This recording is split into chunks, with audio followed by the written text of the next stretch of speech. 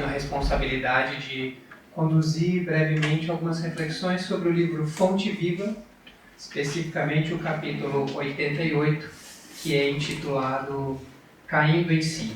Essa é uma discografia de Chico Xavier pelo Espírito Emmanuel. Emmanuel escolhe uma epígrafe, um versículo do Evangelho de Lucas, que diz exatamente assim: caindo, porém, em si, que é exatamente o mesmo título dessa lição. Ele reflete, então, que às vezes a nossa visão equivocada ou a nossa interpretação dos textos bíblicos ou de alguns conceitos nos leva a distanciar da nossa real compreensão, da verdadeira compreensão sobre a responsabilidade que nós temos para a construção da felicidade divina. Então, Emmanuel nos chama a atenção sobre a dificuldade que nós temos para despertar a nossa consciência e compreender o que é a verdadeira felicidade e a verdadeira paz proporcionada por Deus misericordioso. Este versículo, caindo em si, caindo porém em si, vem de uma parábola relativamente conhecida, mas que nós relembramos agora, que é a parábola do filho pródigo. Então, um filho mais novo requer ao pai aquilo que lhe cabe na sua herança. O pai prontamente o atende, faz a partilha dos seus bens, o filho recebe a sua parte, vende as terras e sai em direção longe da aldeia onde eles viviam. O filho então gasta todos os recursos materiais que lhe foram destinados e em determinado momento ele precisa conseguir um novo trabalho e ele consegue um trabalho para alimentar os porcos. Percebe então naquele momento que os porcos comem primeiro e que os funcionários do seu pai eram melhores tratados do que ele estava sendo tratado naquele momento. É quando ele diz então, caindo em si, ele resolve voltar para o pai. A nossa interpretação, às vezes, de felicidade, ela fica muito restrita aos nossos bens materiais, às vezes como conhecedores da reencarnação, pluralidade de existências, nós deixamos para plantar sementes depois, porque sabemos que uma próxima vida virá. Então, muitas vezes nós hesitamos, temos medo, insegurança, incertezas.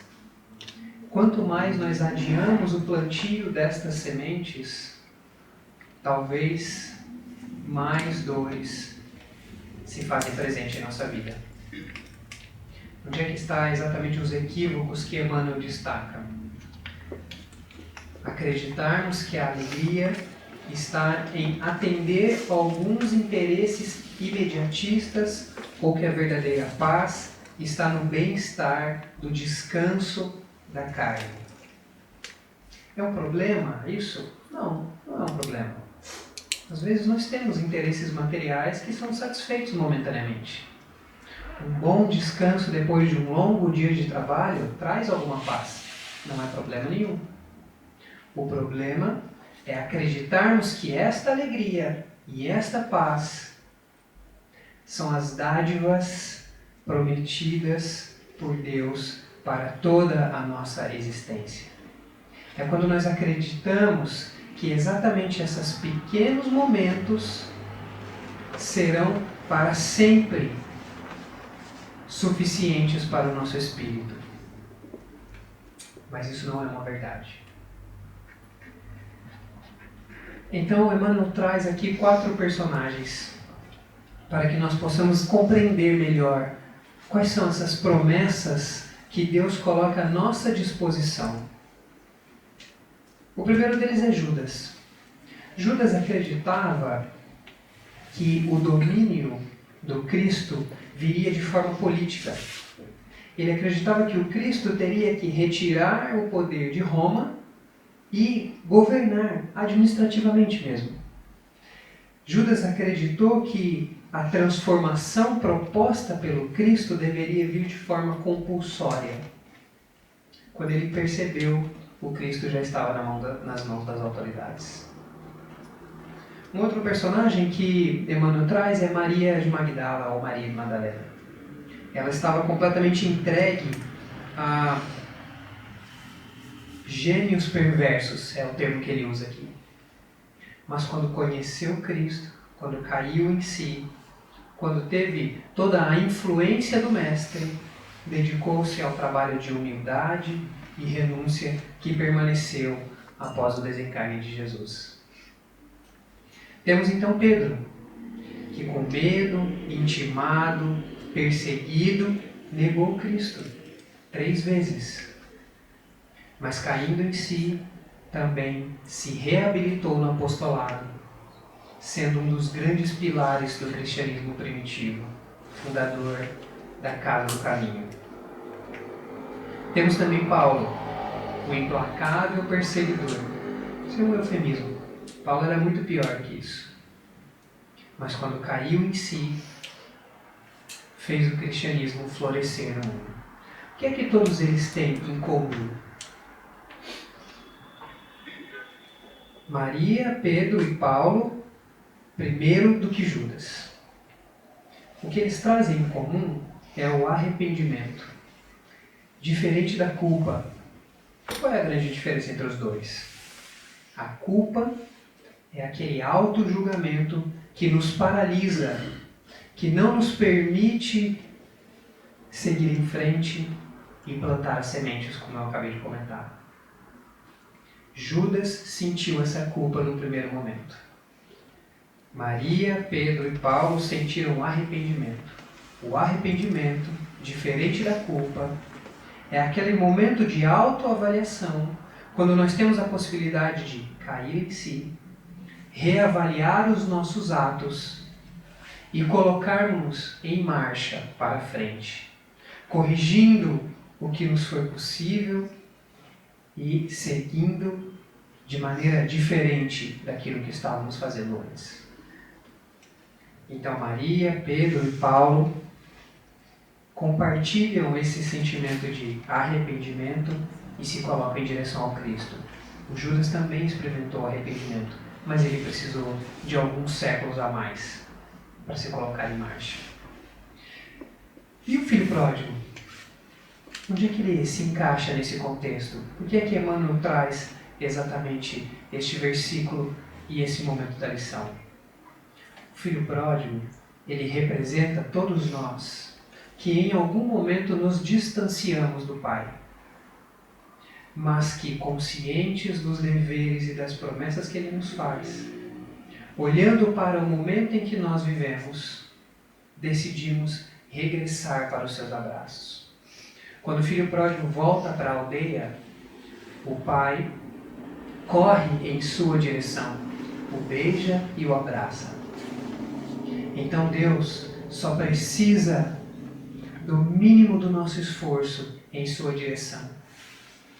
Ele proporciona para nós diversas oportunidades no nosso dia, para que nós tomemos consciência, para que nós despertemos a nossa consciência e saibamos caminhar em sua direção, fazendo o bem, transpondo quaisquer desafios que possamos ter, porque Ele sempre nos suporta, representado nessa parábola pelo abraço e pelo beijo fraterno. O despertar da nossa consciência é um processo natural. Não precisa e nem vai acontecer como no estalar de dedos, mas é preciso que nós demos o nosso primeiro passo. Como nos diz a lei do progresso, todos nós evoluiremos. Mas quanto mais adiarmos este processo, ou esta evolução, talvez os desafios sejam cada vez maiores. Às vezes, esse sofrimento que tenhamos nas mãos neste momento é exatamente o gatilho para o nosso despertar, que virá através do autoconhecimento, conhecendo o que nós podemos fazer e em seguida empregando os nossos melhores esforços na caridade.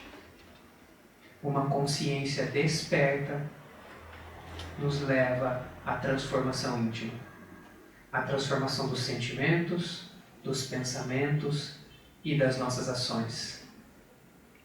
O filho pródigo transformou o seu pensamento e a sua consciência e voltou para o Pai. Paulo também não se perdeu em culpas que o paralisariam. Ele se arrependeu, transformou o seu pensamento e começou a trabalhar. Pedro também sentiu esse arrependimento naquele momento. Todos eles passaram por esse processo. Como é que nós podemos garantir que estamos sendo efetivos neste autoconhecimento e neste processo de transformação? O Livro dos Espíritos traz um texto brilhante, genial, de Santo Agostinho na questão 919. Santo Agostinho nos ensina que, ele diz assim, mais ou menos, fazei como eu fazia quando estava vivo. No momento em que colocar a minha cabeça no travesseiro, que eu faça uma reavaliação do meu dia. Será que sentirei orgulho ou vergonha do meu dia? Será que empreguei os meus esforços para o bem ou desperdicei o meu tempo? Será que fui capaz de amparar e orar por um irmão em fraternidade? Será que fui capaz de fazer aquilo que o Cristo espera de mim? Então, Santo Agostinho nos recomenda que façamos essa avaliação. E essa avaliação nos auxilia a aumentar o nível de conhecimento sobre nós mesmos. Quanto mais conhecemos os nossos limites, mais nós temos a possibilidade de superar esses limites. E certamente Santo Agostinho termina dizendo: empreguemos os nossos esforços pelo bem, porque é fazendo o bem que deixamos o nosso egoísmo de lado, que deixamos todas as nossas más inclinações de lado, e aí sim, trabalhamos pelo próximo, mas em benefício de nós mesmos, em consequência de nós mesmos. E então nós temos totais condições de experimentar a verdadeira felicidade e alegria e a verdadeira paz proposta pelo Mestre Jesus. A verdadeira alegria é aquela que vem da nossa elevação moral, fruto e consequência deste processo de transformação. Quando nós nos elevamos, sentimos essa alegria duradoura. Era disso que o Cristo falava. E quando nós empregamos o nosso esforço na caridade, no bem, no auxílio, aí nós podemos experimentar a paz que o Mestre Jesus traz e nos convida todos os dias. Todos os dias Deus tem uma oportunidade para que façamos o bem. Todos os dias Ele coloca em nossa frente alguma situação em que nós podemos praticar o bem, a caridade, o amparo, o amor ao próximo. E Ele sempre nos auxilia, jamais nos deixa sozinhos, assim como aquele pai que correu em direção ao filho para abraçá-lo e beijá-lo, porque sabia que aquele filho voltava dos lugares mais difíceis para os seus braços. Deus também espera que nós façamos o mesmo movimento. Eu espero que o Mestre Jesus nos ampare em todos os momentos da nossa existência. Eu espero que Ele consiga despertar a nossa consciência, fazendo com que nós sejamos capazes de enxergar essas oportunidades porque elas existem. E que Ele segure nas nossas mãos nos dias mais difíceis. E o pedido não é para que o sofrimento se vá. O pedido é para que Ele coloque uma oportunidade de trabalho na nossa frente. Porque trabalhando o sofrimento vai se dissipar. Que Jesus ampare a todos hoje e para sempre. Muito obrigado.